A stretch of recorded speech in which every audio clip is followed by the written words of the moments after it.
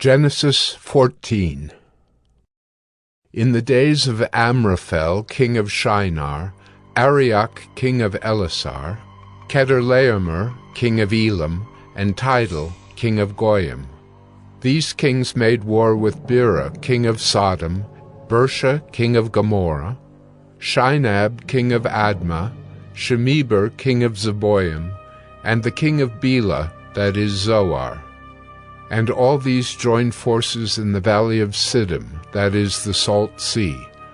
12 years they had served Chedorlaomer, but in the 13th year they rebelled.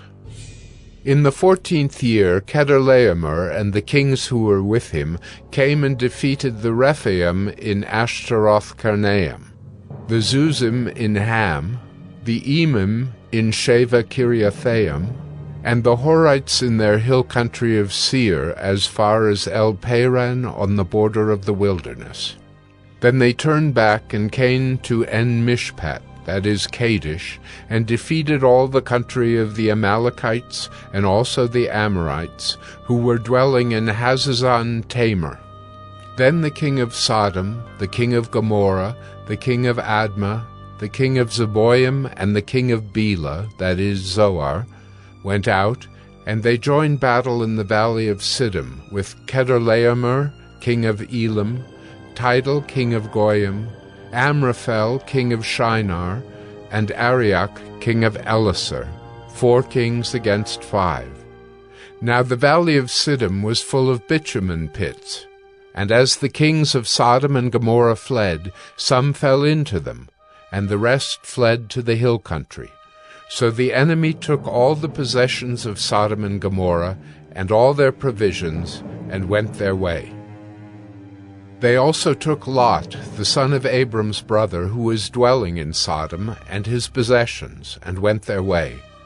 Then one who had escaped came and told Abram the Hebrew, who was living by the oaks of Mamre the Amorite, brother of Eshcol and of Aner. These were allies of Abram. When Abram heard that his kinsman had been taken captive, he led forth his trained men, born in his house, 318 of them, and went in pursuit as far as Dan. And he divided his forces against them by night, he and his servants, and defeated them and pursued them to Hobah, north of Damascus. Then he brought back all the possessions, and also brought back his kinsman Lot with his possessions, and the women and the people. After his return from the defeat of Chedorlaomer and the kings who were with him, the king of Sodom went out to meet him at the valley of Sheva, that is, the king's valley. And Melchizedek, king of Salem, brought out bread and wine. He was priest of God Most High, and he blessed him, and said, Blessed be Abram by God Most High, possessor of heaven and earth. And blessed be God Most High, who has delivered your enemies into your hand.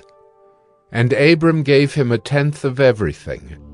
And the king of Sodom said to Abram, Give me the persons, but take the goods for yourself.